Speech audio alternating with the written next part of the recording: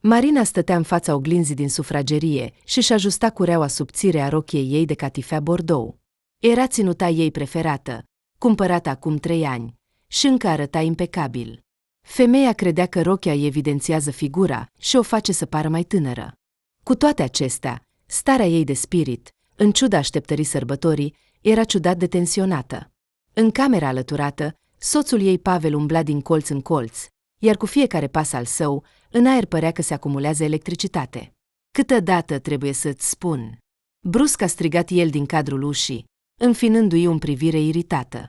"Într-o asemenea zdrență nu te vor lăsa nici măcar la o petrecere de dimineață în sat, dar tu te-ai gândit să mergi la un corporate de anul nou, arăți ca o adevărată cerșetoare. Mi-e rușine să ies cu tine."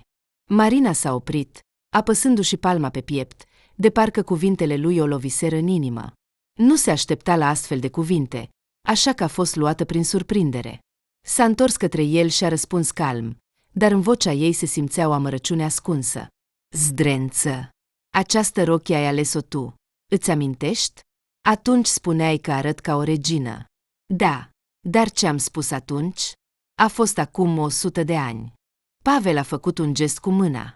"Nu înțelegi că acolo vor fi oameni respectabili, parteneri, șehi, iar tu te-ai îmbrăcat ca pentru un bal școlar." Marina a simțit cum în pieptul ei se acumulează un nod de supărare.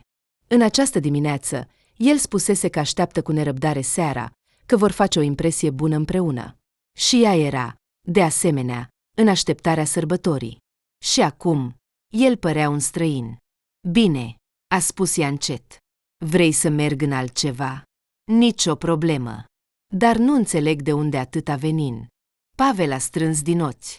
A tăcut o clipă, de parcă se aduna cu gândurile. "Nu vei merge, pentru că așa am decis eu. Totul. Punct." A luat cheile de pe masă, s-a întors și a ieșit din apartament, trântind ușa atât de tare încât un tablou de pe perete s-a mișcat din loc. Marina a rămas singură în liniște. Câteva minute a stat nemișcată, uitându-se la reflecția ei. Obrasii îi ardeau. Lacrimile au început să curgă pe față, dar le-a șters repede. "Nu, nu așa," a gândit ea cu o furie bruscă. "Așa nu se fac lucrurile." Pur și simplu nu putea să stea cu mâinile în sân și să se considere victima circumstanțelor, fără să încerce să schimbe ceva. Femeia a luat încet telefonul și a format numărul mamei. "Mamă," vocea îi tremura, dar Marina încerca să se mențină. "Îți amintești că mi-ai spus despre intuiția feminină? Se pare că a început să funcționeze." "Ce s-a întâmplat, draga mea?" Vocea mamei era grijulie, dar în ea se simțea și o notă de precauție. "Din nou Pavel ta face probleme?" Marina a povestit pe scurt ce s-a întâmplat, încercând să se abțină de la lacrimi, și a terminat. "Spune-mi, e normal să pleci așa?" Pur și simplu a plecat și a trântit ușa. "Desigur, nu e normal," a răspuns mama, reținut, dar ferm. "Știi cum e Pavel. Dacă ascunde ceva, va ieși la iveală. Și nu trebuie să te lași călcată în picioare." După ce a închis, Marina s-a gândit. Apoi, deodată, a simțit nevoia să vorbească cu cineva altcineva. Cu cineva care să o susțină acum sau măcar să o distragă. A format numărul Anastasiei. "Anastasia, îți imaginezi, a plecat singur." Vocea Marinei suna mai entuziasmată. A spus că arăt ca o rudă sărăcăcioasă. "Ce?" Anastasia a exclamat cu atât de multă indignare încât Marina a simțit o ușurare ușoară. "Serios?" Pavel a pierdut complet mințile. "Nu știu nici eu." Marina a suspinat. "Am un sentiment că ceva nu e în regulă. Poate că exagerez, dar... Anastasia, e ciudat în ultima vreme." Prietena s-a gândit, apoi a spus cu un ton conspirativ. "Atunci mergi după el. Ai mașină. Care e problema? Află măcar unde a plecat atât de brusc." "Ce?" Marina a vrut să protesteze, dar deodată a simțit cum o cuprinde hotărârea. "Știi ce? Ai dreptate." Femeia conducea cu încredere pe drumul de iarnă, încercând să nu observe fulgi de zăpadă care se lipesc de parbriz. Știa unde se desfășura corporateul soțului ei, un restaurant cozi la marginea orașului, în direcția căruia ducea acest drum. După câteva minute, a intrat pe parcarea restaurantului. Pe fundalul cerului întunecat și al zăpezii albe, restaurantul strălucea cu o lumină galbenă caldă, iar sunetele muzicii și vocile vesele se auzeau până la drum. A aruncat o privire rapidă asupra rândurilor de mașini. Dar nu a găsit Volkswagen-ul argintiu al soțului. A mai făcut câteva ture pe parcare, căutând cu privirea mașina soțului și în același timp un loc liber pentru a se opri. Marina a ieșit din mașină, simțind cum aerul rece îi arde fața. În interior, totul îi fierbea de furie și confuzie. Unde ar fi putut să plece? Se gândea ea, mergând spre intrare. Nu cumva el. A intrat în restaurant, unde, judecând după oaspeți îmbrăcați festiv și ghilandele, corporateul era în plină desfășurare. Marina a privit sala, dar Pavel nu era nicăieri de văzut. În cele din urmă, a prins un chelner și l-a întrebat. Îmi cer scuze, un bărbat înalt, cu părul scurt și închis la culoare, costum gri, a intrat? Nu pot spune cu siguranță, a răspuns acesta, ridicând din umeri. Sunt foarte mulți oaspeți astăzi. Marina a mai rătăcit câteva minute prin sală, uitându-se în fiecare colț, dar el nu era nicăieri. Atunci a decis să o sune pe Alexandru, soția lui Vitalie, colegul soțului ei. Salut, Alexandru, sunt aici în restaurantul unde avem corporateul. Dar nu-l văd pe Pavel, nici mașina lui nu e. Știi cumva unde ar putea fi? A întrebat ea, simțind cum tensiunea crește. Nu știi că Pavel s-a dat afară de câteva luni? A răspuns rapid Alexandru. Nu, a răspuns Marina brusc, abia reținându-se să nu ridice vocea.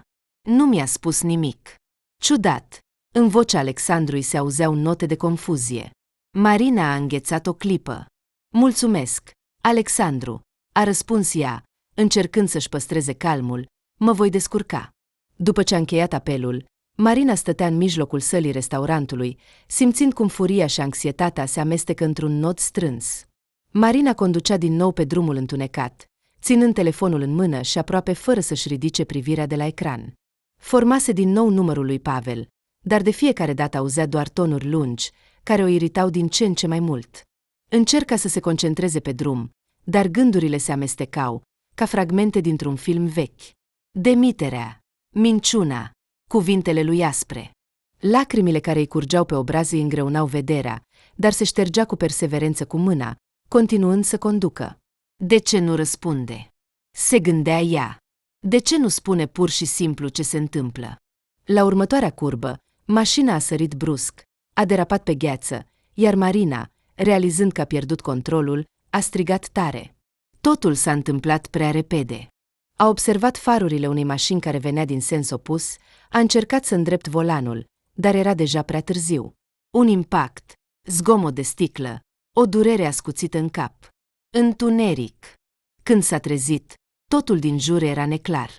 Durerea pulsa în tâmple, iar ea nu a înțeles imediat unde se află. Era înconjurată de oameni în halate albe. Lumina lămpii o orbise, iar mirosul de antiseptic îi provoca amețeală. Mă auziți? Vocea unui bărbat suna bâlând, dar insistent. A întors cu greu capul și a văzut un bărbat în halat alb. A plecat spre ea. Unde sunt? Vocea ei era slabă, răgușită. Ești în spital, a răspuns doctorul. Ai avut un accident, dar, din fericire, nimic grav. Câteva coaste rupte, o contuzie, câteva tăieturi. Dar te vei recupera. Sărbătorile de anul nou nu le vei petrece cu siguranță, dar promit că de ziua îndrăgostiților vei fi pregătită să primești felicitări. Marina a încercat să spună ceva, dar durerea era prea mare. A închis ochii, încercând să-și adune gândurile. Imaginea lui Pavel i-a revenit în minte. Unde este? Știe ce s-a întâmplat. Telefonul. A murmurat ea, deschizând ochii. Calmează-te. Doctorul i-a pus ușor mâna pe umăr. Lucrurile tale sunt aici. Le vom aduce puțin mai târziu. Acum trebuie să te odihnești. Dar nu putea să se odihnească. Fiecare minut fără un răspuns de la Pavel se transforma într-o tortură. Se simțea și mai pierdută și umilită decât înainte. Nu cumva el este atât de departe încât nici măcar nu știe ce mi s-a întâmplat? De îndată ce asistenta i-a adus telefonul, Marina, în ciuda protestelor doctorilor, a încercat imediat să-l sune pe soț. Dar din nou, fără răspuns. Telefonul suna și suna, iar apoi semnalul era întrerupt. Suflând greu, a închis ochii, strângând din dinți ca să nu izbucnească în plâns. Gândurile se amestecau. O umpleau supărarea și frica. Se simțea complet singură. În acel moment, în cameră a intrat prietena ei, Anastasia. Doamne, Marina, ce ai? A exclamat ea, văzând-o. Marina nu a putut să-și rețină lacrimile. Anastasia, el nici măcar nu știe că sunt aici. Sau știe și nu-i pasă. Vocea ei tremura. Anastasia a îmbrățișat-o, încercând cu grijă să nu atingă bandajele și vânătăile. Calmează-te, a spus ea încet. Ne vom descurca. Pur și simplu nu înțeleg ce se întâmplă. Marina s-a lipit de prietenă. El a ascuns totul. Anastasia. Demiterea. Distanțarea. Și acum pur și simplu a dispărut. Și încă nu s-a arătat. Marina a dat din cap. Ochii ei erau uscați, dar în vocea ei se simțea oboseala. Am încetat să mai sun. Oricum e inutil. Nu-ți face griji. Eu voi suna pentru tine. Anastasia a hârșit și a format numărul. Telefonul lui Pavel a sunat din nou mult timp, până când, în cele din urmă, a răspuns un mesaj vocal. Anastasia a aruncat iritat telefonul pe noptieră. Ce parazit, a murmurat ea. Soția lui e în spital, iar el, se pare, e pe lună. Marina a zâmbit slab. Poate că pur și simplu e fericit că a scăpat de toate problemele. Anastasia s-a uitat la ea cu o indignare atât de mare, de parcă prietena tocmai ar fi propus să închidă întreaga situație cu râs. Marina, te auzi? El ascunde ceva și eu voi afla ce. Anastasia. Marina a încercat să se așeze, dar durerea ascuțită a făcut-o să se încrunte. Oprește-te. Pur și simplu nu mai vreau să alerg după el. Anastasia se pregătea să răspundă, când în ușă a apărut doctorul. Un bărbat de vârstă medie cu o față prietenoasă și o voce calmă a privit-o pe amândouă și a întrebat cum se simt. Mai bine nu întrebați, a răspuns Marina, zâmbind cu greu. E totul din cauza șocului, a spus doctorul calm. Dar chiar trebuie să te odihnești. Anastasia a chicotit tare, provocând o privire surprinsă din partea doctorului. Îmi cer scuze, a adăugat ea repede. Doctorul a privit-o întrebător pe Marina, dar aceasta a dat din cap. E totul în regulă. În cameră erau 3 paturi, în afară de al ei. Marina, în sfârșit, a început să asculte zgomotele liniștite ale vieții din jur.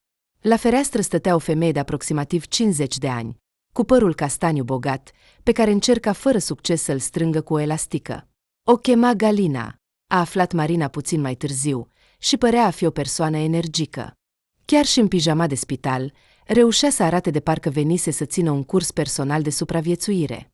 Am nervii la pământ, fetițelor, a mărturisit ea, suspinând tare, când Marina și-a ridicat pentru prima dată privirea. Inima îmi bate ca un vrabie în cușcă. Doctorul spune că trebuie să mă îngrijorez mai puțin. Cum să nu te îngrijorezi când am afaceri, un credit pentru casă și 3 nepoți de întreținut? Nu ești la pensie? A întrebat cealaltă femeie, care stătea mai aproape de ușă. O chema Elena și părea tăcută, obosită, cu ochii plini de resentimente neexprimate. La pensie, a spus Galina, dând din mână. Dar în zilele noastre, pensia e o glumă. Încă îmi țin agenția de turism. De fapt, după COVID, nu e agenție de turism, ci agenție de supraviețuire. Nu am clienți, dar am destule procese cu partenerii. Marina a zâmbit slab, ascultând cum vecina de pat povestește despre încercările ei disperate de a-și salva afacerea. Și eu sunt la fel, s-a gândit ea. Îmi asum totul. A treia vecină, Natalia, stătea pe patul cel mai aproape de Marina. Tânără, de aproximativ 25 de ani, ajunsese aici din cauza unei fracturi la picior după ce a patinat. Natalia răsfoia telefonul, chicotind la unele meme. Anul nou în spital, a declarat ea brusc. Visul s-a împlinit. Ar fi trebuit să aduc și șampanie, ca să fie imaginea completă.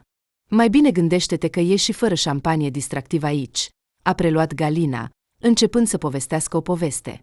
Cum, odată, a întâlnit anul nou în aeroport, unde soțul ei a venit dintr-o călătorie de afaceri, iar bagajul său pierdut l-au căutat o lună întreagă. În aeroport, măcar există Wi-Fi, a murmurat Natalia. Marina asculta toate acestea cu o ureche. S-a gândit la copii, pe care părinții ei îi luaseră la țară dimineața. Maria și Artiom, desigur, s-au supărat imediat când au aflat că mama rămâne în spital și că anul nou îl vor petrece cu bunica și bunicul. Dar tatăl a încercat să-i înveselească, promițându-le artificii și mandarine. Marin, de ce taci? A rupt-o din gânduri vocea Galinei. Cum ai ajuns aici? A evitat detaliile, invocând accidentul, dar, spre surprinderea ei, nimeni nu a început să întrebe mai departe. Bine, acum că suntem toate aici, haideți să ne hotărâm cum vom întâmpina anul nou, a spus brusc Elena, zâmbind neașteptat. Cum? Natalia a dat din mână. Să scoatem din frigider mandarinele, să dăm drumul la televizor și să râdem de Martirosian. Martirosian. A chicotit Galina. Am o selecție grozavă de filme pe telefon. Și mai știu cum să fac fulgi de zăpadă din șervețele pentru feronerie. Marina a zâmbit involuntar. Era un sentiment ciudat să stai în cameră cu aceste femei necunoscute, fiecare dintre ele purtând cu sine bagajul problemelor proprii. Dar pentru prima dată în ultimele zile, a simțit că poate că nu e totul atât de rău. Pe măsură ce seara se apropia, femeile au organizat cu adevărat ceva asemănător unui corporate de anul nou. Galina a obținut de la asistente un pachet cu ceai și câteva portocale. Elena a găsit în noptiera ei niște bomboane. Chiar și Natalia s-a implicat, scoțând din buzunar un încărcător cu lumini LED, pe care dintr-un motiv oarecare l-adusese cu ea. Bine, fetițelor, să bem măcar pentru ceva bun. Ceai. Galina a ridicat un pahar de plastic. Marina a reținut un râs și a ridicat și ea paharul. Pentru că ne-am întâlnit aici, a adăugat Elena în șoaptă. Au băut, iar apoi Natalia a dat drumul la o melodie pe telefon. Camera s-a umplut cu sunetele liniștite ale unui vals, iar Marina a simțit pentru prima dată în multe zile cum inima îi devine puțin mai ușoară. Lumea de afară rămânea aceeași, dar aici, în această companie ciudată, deodată nu i s-a mai părut atât de singură. Femeia stătea în patul ei, ascultând râsetele și conversațiile liniștite ale femeilor cu care urma să petreacă nu una, ci mai multe nopți. Încerca să se concentreze asupra gândurilor ei, dar fiecare cuvânt al vecinelor rezona undeva în interior, înlocuind grijile obișnuite. Așa că spun, tot ce se întâmplă spre bine, a spus Galina, gesticulând atât de energic încât Natalia, care stătea în fața ei, a izbucnit în râs. M-au dat afară la vremea mea. Și bine că m-au dat.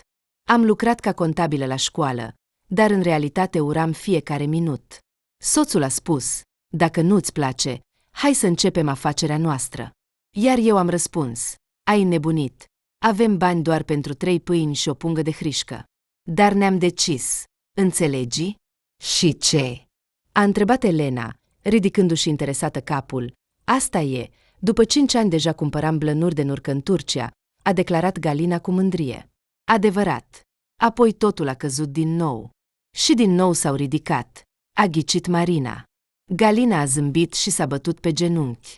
Desigur. Altfel de ce să trăiești? Tu, Marina, crezi că viața ta e mai rea ca oricând? Nimic din toate acestea.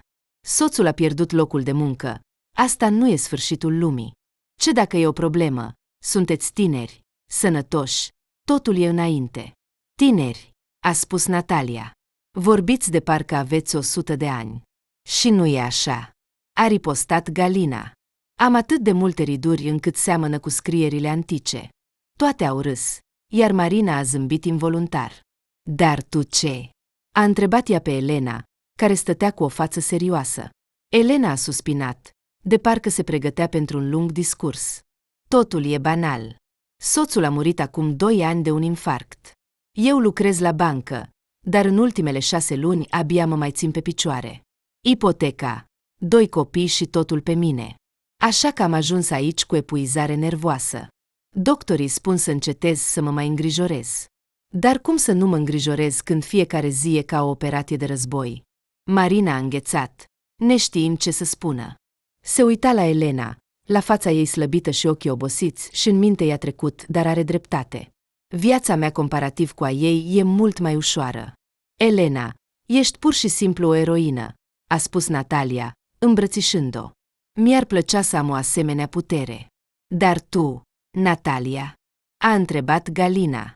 De ce ești atât de veselă? Natalia a ridicat din umeri. De ce să mă întristez? Mi-am rupt piciorul. Și ce? Într-o lună îmi vor scoate gipsul, iar până atunci pot să mă odihnesc puțin de părinții care mă întreabă în fiecare zi.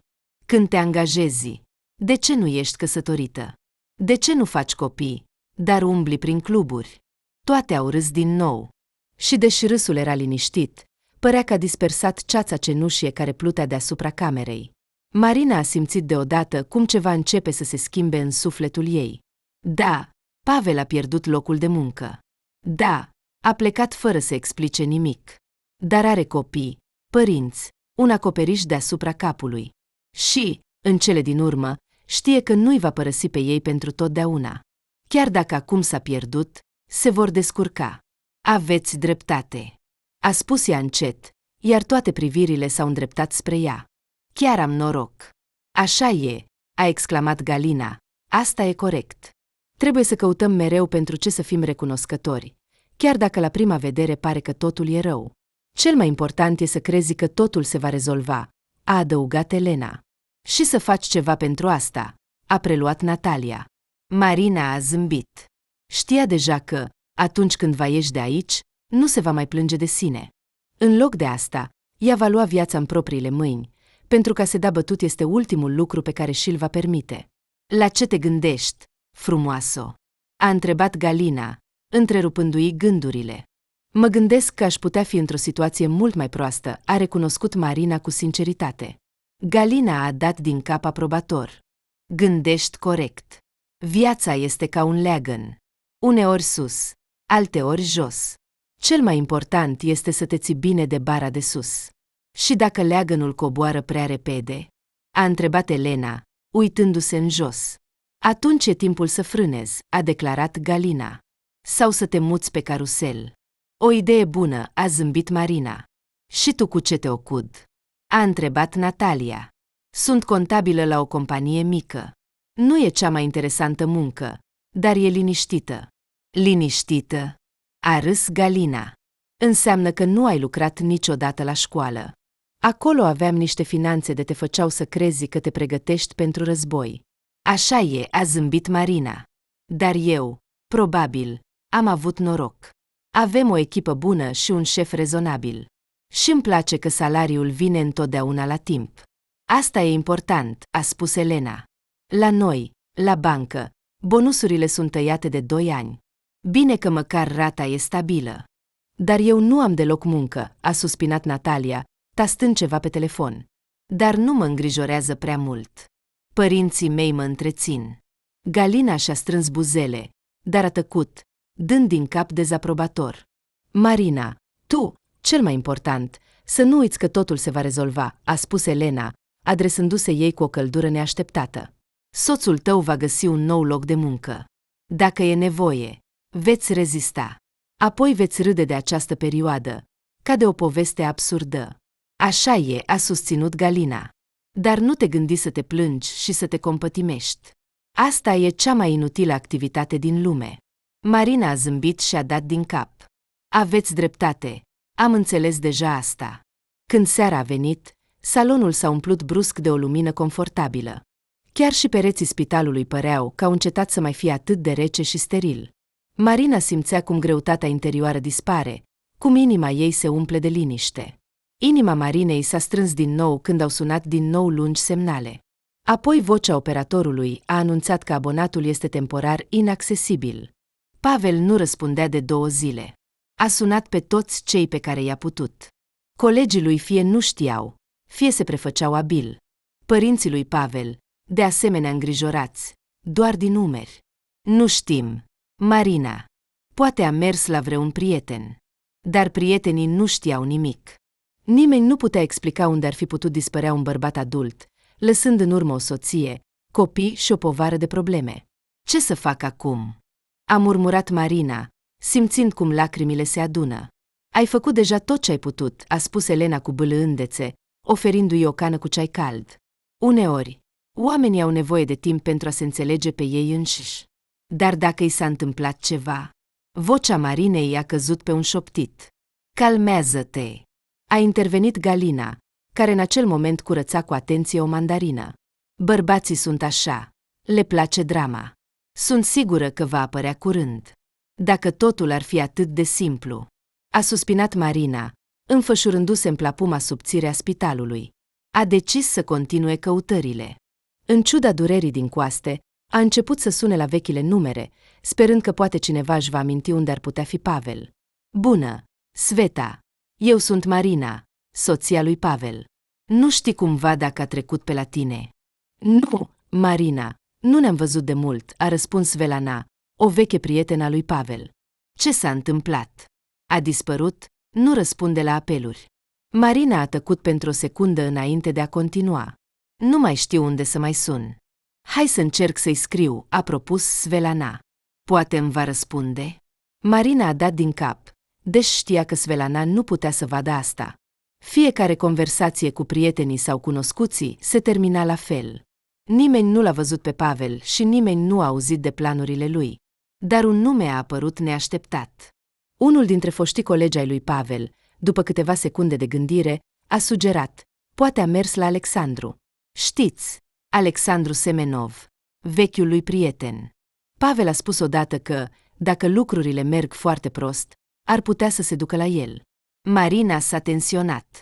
Alexandru era cunoscut pentru dragostea sa pentru petreceri, mese zgomotoase și companie ambiguă. Mulțumesc, a răspuns ea rapid, încheind conversația. Ai aflat ceva? A întrebat Natalia, urmărind cu atenție reacția ei. Poate există o persoană la care ar fi putut merge. Atunci sună-l, a exclamat Galina. Marina a găsit în telefon numărul lui Alexandru, dar înainte de a apăsa apelul, a simțit o greutate bruscă în piept. Dar ce dacă Pavel este acolo, dar nu vrea să vorbească cu ea? Sau poate s-a îmbătat, a uitat de tot, iar ea doar își pierde timpul cu această poveste? Îți e frică? A întrebat Elena, ca și cum i-ar fi citit gândurile. Puțin, a recunoscut Marina. Nu e nimic grav. Vrei să știi adevărul? Elena, încurajatoare, i-a strâns mâna. Marina a dat din cap și a apăsat pe buton. Semnalele sunau la nesfârșit, până când, în cele din urmă, cineva a răspuns. Da, a auzit ea, o voce masculină răgușită. Alexandru. Bună. Eu sunt Marina, soția lui Pavel. E la tine. De cealaltă parte a liniei a fost o pauză tensionată. Apoi el a răspuns încet. Nu, nu a apărut la mine. Marina și-a închis ochii, simțind în același timp tensiune și furie. De ce nu răspunde la apeluri? Marina, nu știu, poate e într-o perioadă din viața lui. Și eu am o perioadă, a răspuns ea brusc. Sunt în spital. În spital? Alexandru părea surprins. Ce s-a întâmplat? Nu e important. Dacă Pavel apare, te rog să-i spui că-l caut. Sigur, îi voi spune. Terminând conversația, Marina a lăsat telefonul pe genunchi. Ce a spus? Natalia nu a rezistat. Pavel nu e la el, a răspuns Marina pe scurt. Nu te îngrijora, totul va fi bine, a concluzionat Galina, bătând-o pe umăr. Marina a dat din cap, uitându-se la cana cu ceai rece. Da, Pavel a dispărut, dar acum trebuia să înțeleagă ce să facă mai departe. În dimineața următoare, Marina, simțind în continuare o durere în coaste, s-a trezit de la un zgomot ușor la ușa salonului. Nu se aștepta la vizitatori, așa că s-a simțit puțin neliniștită. Marina, ai vizitatori, a anunțat asistenta, aruncând o privire în salon. La mine. S-a mirat ea. Da, o femeie a spus că este prietenă. Marina s-a ridicat din pat, ajustând halatul de spital. În ușă stătea Alexandru, soția unui coleg de-al lui Pavel, o brunetă energică cu ochi strălucitori. Alexandru, cum ai ajuns aici? A întrebat Marina, încercând să-și ascundă surpriza. Marina, salut! Alexandru părea jenată. Am auzit că ești în spital și m-am gândit că ar trebui să te vizitez, plus că avem multe de discutat. Marina a făcut un gest invitând-o să intre. Alexandru a pus pe noptieră un mic pachet cu fructe și sucuri, apoi s-a așezat pe un scaun lângă pat. Ce mai faci? A întrebat ea cu prudență. Ar fi putut fi mai rău. Marina a ridicat din umeri. Dar cu Pavel, înțelegi, de aceea sunt aici. Oaspetele a respirat adânc, ca și cum se pregătea. Marina, vreau să-ți spun ce s-a întâmplat de fapt. Marina s-a tensionat, simțind cum o undă de anxietate o cuprinde. Spune-mi, a spus ea pe scurt. Știi că Pavel a fost concediat. A început ea, strângându-și nervos mâinile. Dar probabil nu știi cum s-a întâmplat. Marina a tăcut, lăsând-o să vorbească. Pavel avea probleme nu doar cu munca, ci și cu o angajată. A început cu prudență Alexandru. O angajată? A întrebat Marina, simțind cum un fior neplăcut îi străbate spatele. Îți amintești de Tatiana Șulgina? Ea este șefa departamentului și soția lui Șulgin, care a semnat ordinul de concediere a lui Pavel. Marina s-a încruntat. Numele Tatianei i-a venit în minte, o blondă înaltă cu o privire rece, care apărea la evenimentele corporative cu un zâmbet constant, ca al unei persoane obișnuite să obțină ceea ce vrea. Ce s-a întâmplat cu ea? A întrebat ea, încercând să-și mențină vocea calmă. Alexandru a suspinat. Marina, ea a pus ochii pe soțul tău de mult timp. Toată lumea știa că nu este indiferentă. Marina a înghețat. Nu este indiferentă. În ce sens? În sens direct. Alexandru vorbea cu prudență, temându-se evident să nu o rănească mai mult decât era necesar. Tatiana a încercat să-l atragă. A încercat să se apropie de el. A încercat. Marina simțea cum vocea ei începe să tremure. Da, a început ca o glumă, apoi a devenit tot mai insistentă. Vitalie a spus că toată lumea a observat. Și Pavel. A început Marina, dar s-a oprit, incapabilă să termine. A refuzat. Întotdeauna. Marina, sunt sigură că ți este fidel. Cuvintele au ușurat puțin durerea, dar anxietatea a rămas. Și ce? Ea a acceptat atât de ușor? A întrebat Marina, simțind că știe răspunsul. Desigur că nu, a râs amarnic Alexandru. Tatiana nu este genul care acceptă un refuz. I-a făcut viața un iad, încât a devenit imposibil să meargă la muncă, cu critici constante, penalizări, lipsa bonusurilor, toate acestea cu acordul tacit al soțului ei. Deci, el a fost concediat nu fără motiv. Marina și-a strâns mâinile în pumni. Desigur, a fost o răzbunare, a confirmat Alexandru. Marina a tăcut, încercând să înțeleagă ce a auzit. Acum totul se aduna într-o imagine unitară. Comportamentul ciudat al soțului ei, iritabilitatea lui, plecarea bruscă de la muncă. De ce nu mi-ai spus mai devreme? A întrebat ea în cele din urmă, privindu-o pe Alexandru direct în ochi. Nu eram sigură dacă ar trebui să mă bag în asta. Dar acum, când ești atât de îngrijorată, am realizat că trebuie să-ți spun. Și, în general, dacă e să fie spus, Pavel s-a comportat ca un adevărat bărbat.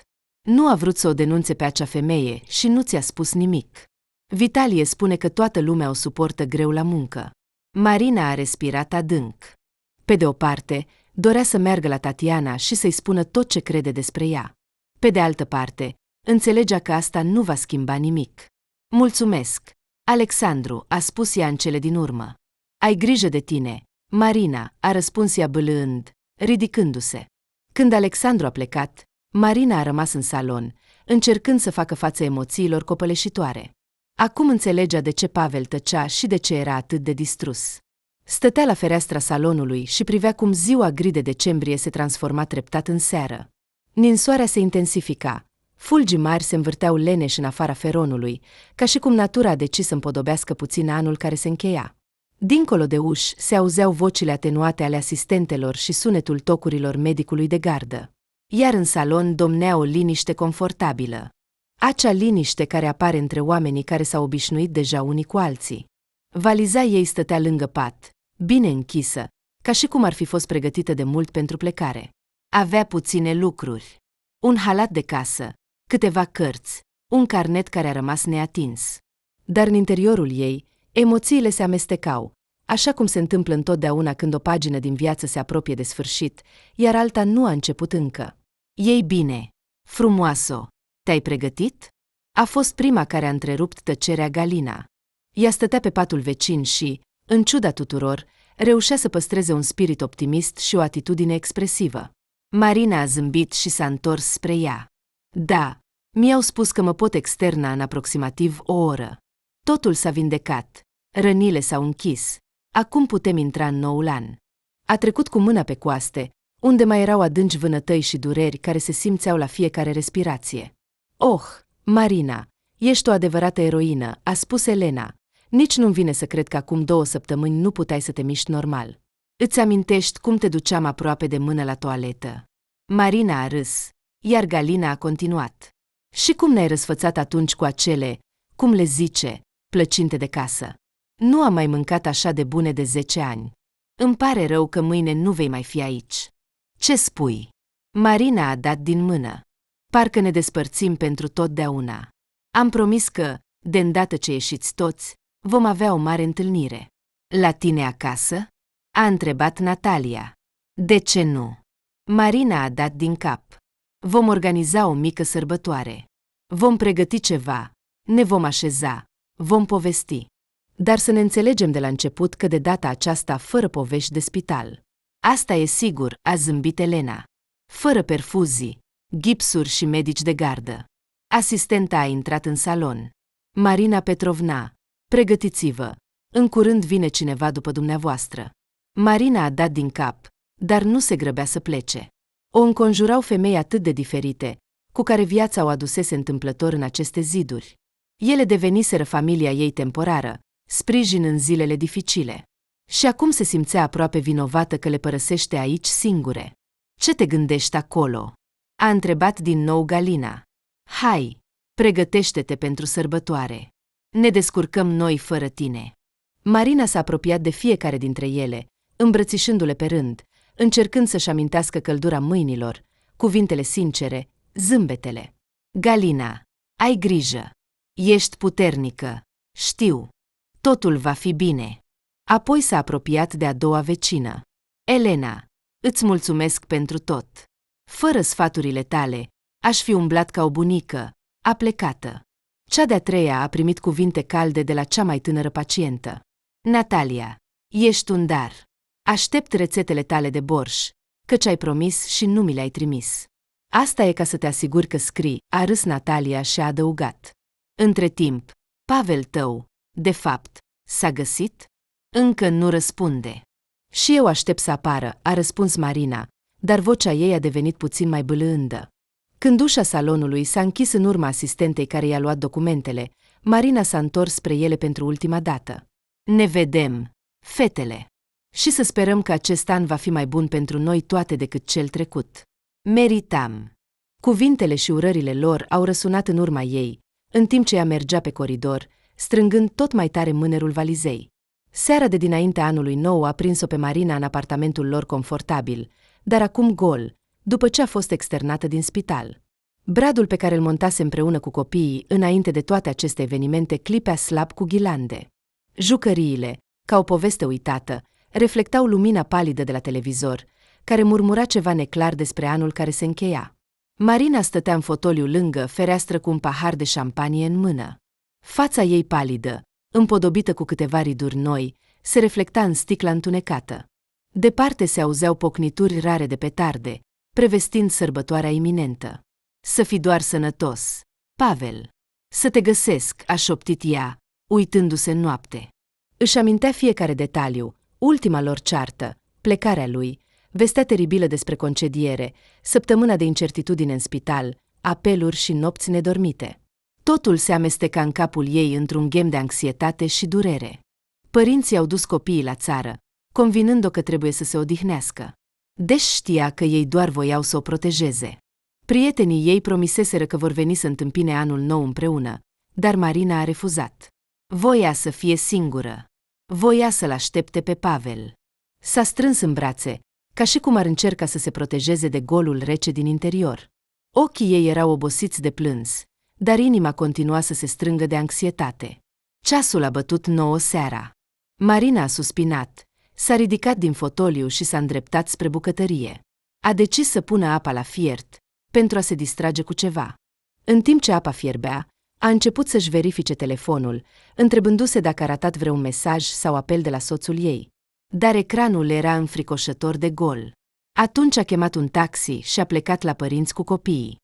Dimineața de anul nou a început liniștit. Peste câmpurile acoperite de zăpadă care înconjurau casa părinților Mariei răsărea un soare de iarnă palid. Aerul era proaspăt, puțin înghețat, dar nu pătrunzător până la oase. Muntii de zăpadă se așezau pe brad, ca și cum cineva le-ar fi împodobit cu grijă pentru sărbătoare. În casă domnea liniștea, întreruptă doar de pașii abia auziți ai mamei Mariei, care se ocupa de bucătărie. Copiii dormeau încă după cina festivă, obosiți de jocurile vesele.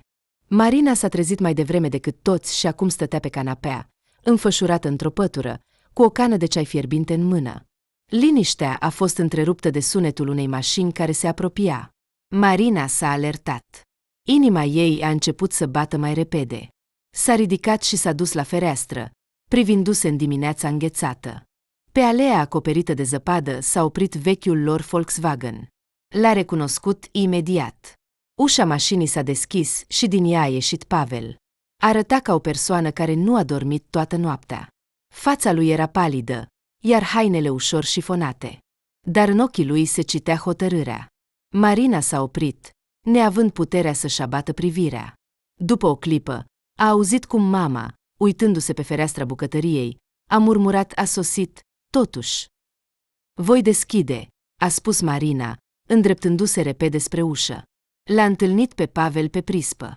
Pavel a ridicat privirea, iar ochii lor s-au întâlnit. Salut, a spus el, zâmbind vinovat. Salut, a răspuns Marina, stăpânindu-și sentimentele contradictorii. Pot să intru? A întrebat el, mișcându-se ușor de pe un picior pe altul. I-a dat din cap în tăcere și s-a dat la o parte, lăsându-le să intre în casa caldă. Pavel și-a dat jos geaca și a pășit stângaci în sufragerie, unde pe podea, lângă brad, se aflau jucăriile lăsate de copii. S-a așezat pe un scaun, și-a frecat fața cu mâinile și a privit-o pe Marina. Știu că ar fi trebuit să fac asta mai devreme, a început el, dar pur și simplu nu știam cum. Marina s-a așezat în fața lui, așteptând să vadă ce va spune mai departe. Tu știi deja totul, a concluzionat el, fără să-și ridice privirea. Despre cum m-au dat afară și de ce, despre Tatiana, intrigile ei și despre cum nu am reușit să mă apăr. A tăcut, ca și cum s-ar fi străduit să găsească puterea de a continua. Mi-a fost rușine, Marina. Rușine că am fost atât de slab încât am lăsat-o să distrugă tot ce am realizat în ani. Rușine că nu ți-am spus despre asta imediat. Nu ești slab, Pavel, a răspuns în cele din urmă Marina, privindu-le cu atenție. Ai acționat demn, deși a fost o prostie. Ai vrut să-ți păstrezi fața, dar ai uitat că suntem o familie și că ar fi trebuit să rezolvăm asta împreună. El a dat din cap, fiind de acord cu cuvintele ei. Vreau să repar totul, Marina, a spus el. Am și început. Ieri seară am trimis o plângere despre Tatiana la Departamentul de Resurse Umane. Am descris tot ce a făcut. Am atașat dovezi. Și știi ce e cel mai ciudat? Când le-am povestit colegilor, m-au susținut. Asta e bine, a spus ea. Nu trebuia să taci. În acel moment, mama Marinei a intrat în sufragerie, purtând un tavă cu ceai. Ei bine, Pavel, a spus ea sever, dar nu fără bunătate. Sper că acum înțelegi că nu poți dispărea așa? Da, Anna Sergivna, a răspuns el umil. Nu voi mai repeta această greșeală. Mama a dat din cap, a pus tava pe masă și a ieșit, lăsându-i singuri. Pavel a privit din nou spre Marina. Înțeleg că e puțin, dar vreau să știi că voi face totul pentru a-ți recâștiga încrederea. Și voi găsi un nou loc de muncă, indiferent de costuri. Marina a tăcut câteva secunde, apoi a spus încet, ne vom descurca. Pavel, cel mai important e că ești aici, cu noi. Tot restul vom supraviețui. El a întins mâna, iar ea i-a luat-o în a ei. Au stat așa, în tăcere, până când, undeva la etajul 2, s-au auzit vocile copiilor care se treziseră și erau pregătiți pentru cadourile de anul nou. Această zi a devenit începutul a ceva nou, nu perfect, dar solid, ca acea credință care i-a unit într-o familie. O săptămână mai târziu, Marina stătea în casa părinților, la bucătărie, lângă fereastră, observând cum grădina acoperită de zăpadă este învăluită de primele raze ale soarelui de dimineață. Noaptea, natura a îmbrăcat copaci în blănuri pufoase noi, iar totul părea ca coborât dintr-o poveste de iarnă. Ținea în mâini o cană cu ceai fierbinte, încercând să-și alunge așteptarea neliniștită. Ușa s-a deschis, iar din mașină a ieșit Pavel, îmbrăcat într-o geacă veche, cu părul puțin dezordonat și cu o față strălucitoare. Se îndrepta spre casă cu un pas voios, ca și cum tocmai câștigase marele premiu al vieții. Marina a deschis ușa și a ieșit pe prispă. Pavel nu a avut timp să se gândească ce să spună. Prea multe emoții se învârteau în interior. Marina, a strigat el, deschizând brațele. Ei bine, ți-a fost dor? S-a aruncat spre el. Pavel a îmbrățișat-o strâns, apoi s-a retras puțin pentru a-i privi ochii. Ei bine, spune-mi, unde ai fost? Ea, în sfârșit, și-a găsit vocea, iar în ea se auzeau atât reproș, cât și ușurare. Îți voi spune tot, a promis el, conducând-o în casă. Doar să-mi pui ceai, căci am venit de pe drum. Au mers la bucătărie. Pavel și-a dat jos geaca, a scuturat-o de zăpadă și s-a așezat la masă. Arăta fericit și plin de energie, ca o persoană de pe umerii căreia tocmai a fost îndepărtat un mare greutate. Ei bine, a insistat Marina, punându-i o cană în față. El a luat o înghițitură, și-a lins buzele și, în sfârșit, a început. Marina, nu-ți poți imagina. Îți amintești de Constantin? Acela care s-a mutat la Slava acum 3 ani. Ei bine, acolo afacerea lui a mers bine, acum lucrează la o companie mare. Și m-a sunat. Spune că au un loc liber. M-a întrebat dacă vreau să încerc. Și ai plecat? A întrebat ea, încrucișându-și brațele. Da, a dat din cap Pavel. Am decis să risc. Interviul a fost ieri și, imaginează-ți, m-au acceptat. Marina s-a oprit. Te-au acceptat? Imediat. Vocea ei a sunat surprinsă, dar cu o nuanță de îndoială. Da, a zâmbit el. Locul e bun, salariul e decent, dar există un dar. Ce? E la Slava, a spus Pavel, privindu-o cu o speranță prudentă. Va trebui să ne mutăm. Marina nu a răspuns imediat. A întors privirea pentru a se concentra. Gândul la mutare era neașteptat, dar nu înfricoșător. Dar copiii? A întrebat ea în cele din urmă. M-am gândit la tot. Acolo sunt școli bune. Ne vor ajuta să găsim locuință. Constantin a promis să ne ajute cu adaptarea. A eitat el. Marina, nu am vrut să spun imediat, dar am decis deja. Am semnat contractul. Ea și-a ridicat privirea spre el.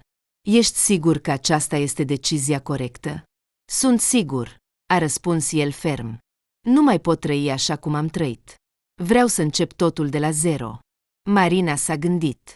Mutarea însemna schimbări, dar a simțit brusc că ar putea fi o șansă. O șansă de a lăsa în urmă nu doar dificultățile, ci și supărările, neîncrederea, frica. Nu mă opun, Pavel, a spus ea în cele din urmă. Dacă ești sigur că acolo ne va fi mai bine, sunt pregătită. El s-a ridicat și s-a apropiat de ea, îmbrățișând-o pe umeri. Mulțumesc, Marina. Promit, ne vom descurca. Ea și-a așezat capul pe pieptul lui, simțind cum liniștea se întoarce treptat la ea. În acel moment, Marina a înțeles că dorința ei de anul nou s-a împlinit cu adevărat. Pavel s-a întors. Dar cel mai important, s-a întors credința lor comună în viitor. Marina stătea la fereastră, privind gânditoare pădurea de iarnă, în timp ce Pavel povestea despre noile condiții. Vorbea repede, cu entuziasm, astfel încât cuvintele lui se amestecau uneori într-un tot unitar, ca fulgi de zăpadă de afară. Dar unele fraze îi atrăgeau atenția în mod special. Compania plătește chiria apartamentului timp de 6 luni. Pavel continua, gesticulând cu mâinile, ca și cum și-ar întări cuvintele. De asemenea, alegem noi locuința. Oferă un anumit buget, dar este mai mult decât suficient pentru un apartament excelent. Plus, mutare. Vom avea ocazia să transferăm totul în liniște. Mutare? A întrebat Marina, întorcându-se spre el. Da, aproximativ 200.000. Asta pentru a ne așeza, a muta lucrurile. Chiar și un nou canapea poți cumpăra, dacă nu-ți place cea veche. Generos, a spus ea reținut, încercând să-și ascundă zâmbetul. Pavel s-a plecat spre ea, i-a luat mâinile și i-a privit în ochi. Marina, știu că pare un pas brusc, dar am cântărit totul. Vom avea o șansă să începem din nou. Acolo sunt condiții excelente. Voi putea lucra normal, fără să-mi fie frică că totul se va prăbuși în orice moment. Ea l-a privit cu atenție. Pentru prima dată în ultimele câteva luni, a văzut în ochii lui nu neliniște, nu oboseală, ci speranță. Sunt de acord, Pavel, a spus ea bâlând. Dacă asta ne va oferi ocazia să respirăm, sunt pregătită să-mi fac bagajele chiar mâine. El a râs, a îmbrățișat-o strâns și i-a rătăcit părul. Ești cea mai bună, Marina, pur și simplu cea mai bună. Dar tu ai avut îndoieri înainte? A întrebat ea zâmbind, dar vocea ei suna calm, aproape jucăuș. Niciodată. Pavel a răspuns cu o sinceritate atât de mare, încât Marina a simțit din nou cum supărările ei se topesc. Au petrecut toată dimineața discutând despre planuri. Pavel povestea despre Slava, își amintea de prietenii care s-au mutat deja acolo și o asigura că orașul îi va plăcea cu siguranță.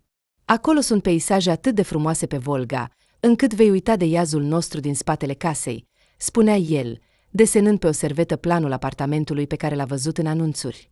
Apropo, apartamentul are o bucătărie mare. Tu ai vrut mereu așa ceva, nu-i așa? Și cu balcon? A întrebat Marina, preluând entuziasmul lui. Desigur, cu balcon. Pavel a zâmbit. Știu cât îți place să stai cu o cană de cafea, înfășurată într-o pătură. Copiii, întorcându-se de la plimbare, au primit cu entuziasm ideea mutării. E ca o aventură, a strigat Liza, ținând în mâini o bulă de zăpadă pe care a reușit să o aducă prin toată casa. Vom trăi într-un alt oraș. Voi avea prieteni noi. Și o cameră nouă a preluat Artiom, deja imaginându-și cum va decora pereții cu posterele lui. Marina a simțit cum ușurința îi umple inima. Familia lor devenea din nou o echipă unită, pregătită pentru schimbări. După câteva zile, Pavel și Constantin deja discutau despre apartament. Compania chiar a respectat promisiunea, toate documentele fiind procesate rapid, fără întârzieri, iar după o săptămână, Marina analiza fotografiile viitoarei lor locuințe. Un apartament luminos cu 3 camere într-o clădire modernă, cu vedere la un parc mic. Acolo, iarna, se face o pârtiuță pentru sanie, a explicat Pavel, arătându-le Lizei și lui Artiom parcul. Imaginați-vă cât de minunat!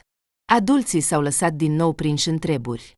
Ambalarea lucrurilor, apeluri către companiile de transport, întâlniri de rămas bun cu prietenii. Marina nici nu a observat cum îngrijorările s-au transformat în emoții de anticipare a unei noi etape. În ajunul mutării, s-a oprit într-o cameră goală, unde au rămas doar pereții. A luat telefonul, a făcut o ultimă fotografie, apoi a închis ochii și s-a concentrat pe respirație. Câteva inspirații și expirații, împreună cu absența gândurilor, au dus-o la starea dorită. La revedere, casă, a șoptit ea. Dar în loc de tristețe, a simțit bucurie. Plecau nu de la ceva, ci spre ceva. Și asta era cel mai important. La Slava, i-a întâmpinat o zi înghețată cu soare strălucitor. Pavel ținea cheile de la noul apartament, ca pe o comoară. Ei bine, intrăm? A întrebat el, deschizând ușa. Marina a dat din cap, zâmbind. Acesta era noul lor cămin, începutul unei noi vieți. Și totul începea cu adevărat să se așeze, în ciuda faptului că cu puțin timp în urmă părea complet diferit.